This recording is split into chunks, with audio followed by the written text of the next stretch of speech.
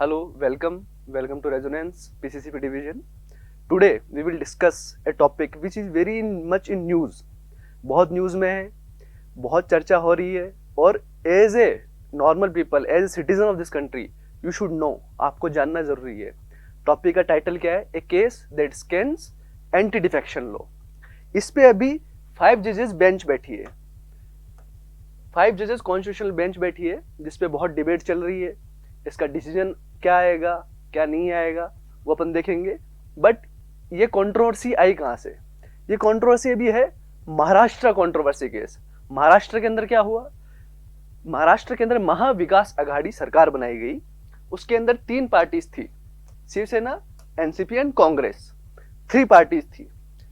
इनकी इंटरनल स्प्लिंटरिंग के कारण, इनके आपसी मतभेद के कारण एकनाथ शिंदे अलग हो जाते हैं और पार्टी टूट जाती है और बीजेपी के साथ कोएलिशन करके वो गवर्नमेंट बना लेते हैं. ये हुई बात डिफेक्शन की. अब डिफेक्शन में आपको बेसिक बताऊं, बेसिक डिफेक्शन होता है क्या है? आप मान लीजिए एक्स पार्टी को वोट करते हैं और वो एक्स पार्टी अगर किसी और के साथ जाके मिल जाती है, एक्स पार्टी का इंडिविजुअल किसी और के साथ जाके मिल जाता है due to lure of money, strength, power, ministry, किसी भी वजह से, तो उसको कहते हैं डिफेक्शन. ठीक है, तो इसके बारे में ये हुआ. बट इसके बाद एक चीज और हुई. इलेक्शन कमीशन ऑफ इंडिया ने क्या किया? जो शिवसेना का टाइटल था, पार्टी का जो टाइटल था, जो ओरिजिनली बाला साहब ठाकरे ने स्टार्ट की थी, उद्धव ठाकरे उसके जो चीफ थे अभी, उसका टाइटल अभी एकनाथ शिंदे को दे दिया गया है, पार्टी का टाइटल, एंड उसका सिंबल भी दे दिया गया है. और अभी सुप्रीम कोर्ट का इसके ऊपर लैंडमार्क डिसीजन आया है.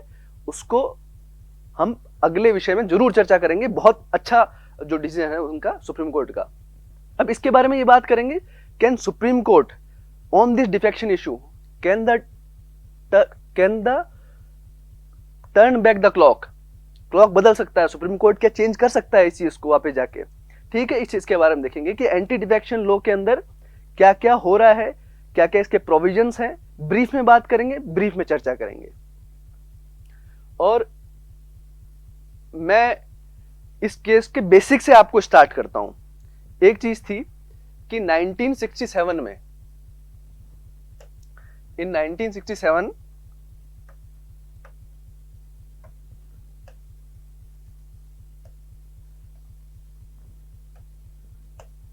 आयालाल करके व्यक्ति थे एक. इन्होंने एक दिन के अंदर 9 आवर्स के अंदर 3 पार्टी चेंज की. पहले कांग्रेस, वापिस यूनाइटेड फ्रंट, देन कांग्रेस. फिर उस टाइम के चीफ मिनिस्टर थे वीरेंद्र सिंह. उन्होंने एक प्रेस कॉन्फ्रेंस बुलाई थी. उस प्रेस कॉन्फ्रेंस में जब उनसे पूछा गया कि आयाराम जी वापस पार्टी में है कि नहीं है, तो बोले कि गयाराम आयाराम हो गया. ये फ्रेज वहीं से आया. और वाईबी चौहान जो उस वक्त के चीफ में होम मिनिस्टर थे, पार्लियामेंट हाउस पे कहते हैं, पार्लियामेंट के फ्लोर पे कहते हैं कि ये आयाराम गयाराम फिनोमिना बंद होना चाहिए. तो इसके लिए जब राजीव गांधी ने अपनी गवर्नमेंट बनाई after the death of honourable Mrs Gandhi, उनकी स्ट्रेंथ लोकसभा में अराउंड 400 प्लस थी. सो उनको ये डर था कि डिफेक्शन ना हो, तो उन्होंने 1985 में 52nd अमेंडमेंट करके संविधान का 52वां संशोधन किया और वो कानून लेके आए एंटी डिफेक्शन लॉ, जिसको उन्होंने 10th शेड्यूल में ऐड किया. ठीक है, यहां तक बात समझ गए. अब इसके सर प्रोविजंस क्या थे? आप पूछेंगे सर प्रोविजंस क्या है? इसके प्रोविजंस वॉलंटरी की, शुरू में जब इनको किया गया तो बोला कि 1/3 members of parliament, 1/3 members of legislature. Parliament means, legislature means विधानसभा भी हो सकती है, लोकसभा भी हो सकती है, विधान जो भी आपका पार्लियामेंट हाउस है या फिर लेजिस्लेटिव हाउस है, दोनों आपका हो सकता है. तो इन दोनों के अंदर 1/3 मेंबर अगर किसी पार्टी में डिफेक्ट कर जाते हैं तो वो डिस्क्वालीफाई नहीं होंगे. और इसका मतलब क्या था?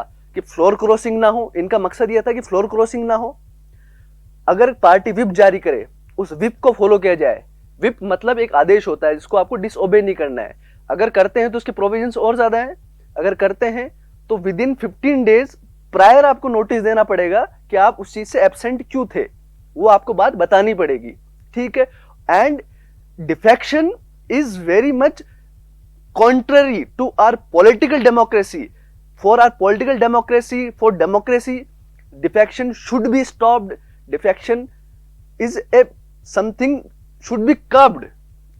I said once a thing that कि जब कोई अलग अलग दल बदल रहा है, आयाराम गैराम फिनोमेना आज का हरियाणा फिर से न्यूज में है, ये हो रहा है, ये बिल्कुल बंद होना चाहिए, ये नहीं होना चाहिए। जैसे हर बार गवर्नमेंट टॉपल कर दी जाती है, क्या क्या चीजें हो जाती है, चलो आगे फिर डिस्कस करते हैं इसके बारे में क्या है।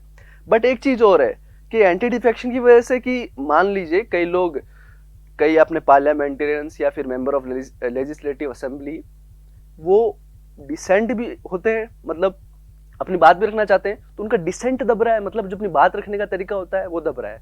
हाँ, यहाँ पे एक 10th क्लास के बच्चों के लिए एक बात बता दूं, आपके चैप्टर है पॉलिटिकल पार्टीज करके, उसके अंदर एक सब टॉपिक है रिफॉर्म्स इन पॉलिटिकल पार्टीज।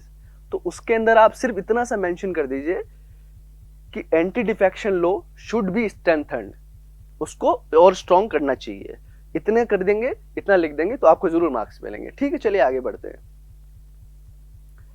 अब लास्ट फ्यू ईयर से क्या हो रहा है और प्रेजेंट डे तक कितनी ही गवर्नमेंट टॉपल की गई, कितनी ही गवर्नमेंट चेंज हुई। आपको मैं एग्जांपल दूं, रिसेंट एग्जांपल महाविकास अघाड़ी का जो करंट न्यूज में है वो है कर्नाटका में, आप जानते हैं, राजस्थान में कोशिश हुई वो जानते हैं, नागालैंड में क्या हुआ आप जानते हैं, ईस्टर्न स्टेट्स में हुआ क्या जानते हैं आप जानते हैं।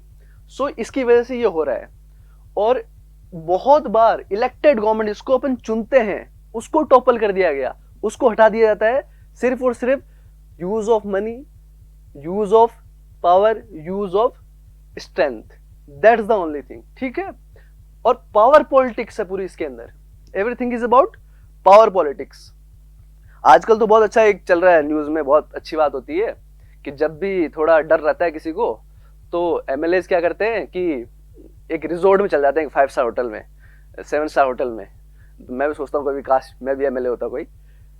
7 स्टार होटल में आते हैं, सबको जितना उनका फ्लॉक होता है उसको वहाँ कैप्चर कर लेते हैं, और जब तक वो सॉल्व नहीं होता या फिर जब तक चीजें नहीं होती, आगे गवर्नमेंट नहीं बन जाती, कुछ नहीं हो जाता, तब तक वो जो रिजॉर्ट पॉलिटिक्स चलती। तो आजकल रिजॉर्ट पॉलिटिक्स भी बड़ा अच्छा टर्म न्यूज में है ना।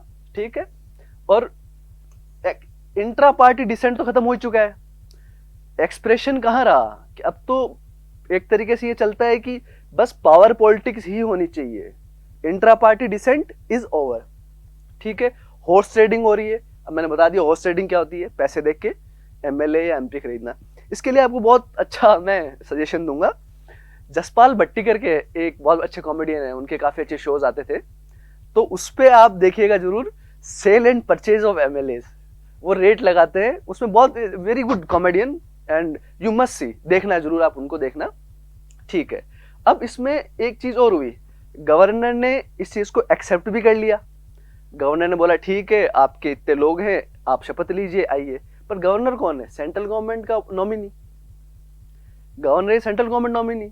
सो गवर्नर को ये एक तरीके से देखना था कि भाई पहले स्पीकर पे डिस्क्वालिफिकेशन चल रहा है तो हम इसको ऐसे पहले क्यों करें। कई बार तो सुबह की 5 बजे भी शपथ दिला दी जाती है, तो वो भी देखी है अपन ने। सो ठीक है, और स्पीकर के द्वारा जो स्पीकर को एक तरीके से जुडिशियल बॉडी बना दिया गया है, उसका भी इक्वली पार्टीशन होना चाहिए, उसका इक्वल पार्टीशन होना चाहिए। स्पीकर के लिए भी क्वेश्चनेबल किया गया है। अभी डीवाई चंद्रचूड़ ने स्टेटमेंट भी दिया कि स्पीकर है fully authority, so we shall discuss on the constitutional terms और नॉट, वो कहा गया उनके द्वारा। ठीक है, तो उसको भी देखेंगे। और no government will take action on this, government तो कभी एक्शन लेगी नहीं कि एंटी डिफेक्शन लॉ को और चेंज करें और उसको स्ट्रेंथन करें। तो एट लास्ट जिम्मेदारी सुप्रीम कोर्ट की है, सुप्रीम कोर्ट ही इस पे एक्शन ले। जो जुडिशियल हियरिंग चल रही है, मैं होप करता हूं कि अपनी democracy, our democracy should be strengthened, और इस पे काम होगा और इस पे बताया जाएगा। 91st कॉन्स्टिट्यूशनल अमेंडमेंट भी आया, वो भी इस चीज पे 2/3 उसको लिख कर दिया उसने। बट मर्जर भी 2/3 में हो रहा है, पर मर्जर भी आजकल कहां हो रहा है, लोग क्या कर रहे हैं, एक फैक्शन जा रहा है, पार्टी मर्ज नहीं कर रही कहीं पे। सो एट लास्ट मैं यही कहूंगा बाय एंडिंग माय पॉइंट कि supreme court have to take an action on this, supreme court have to turn the clock back, and this should be a landmark change in our Indian democracy. Thank you very much.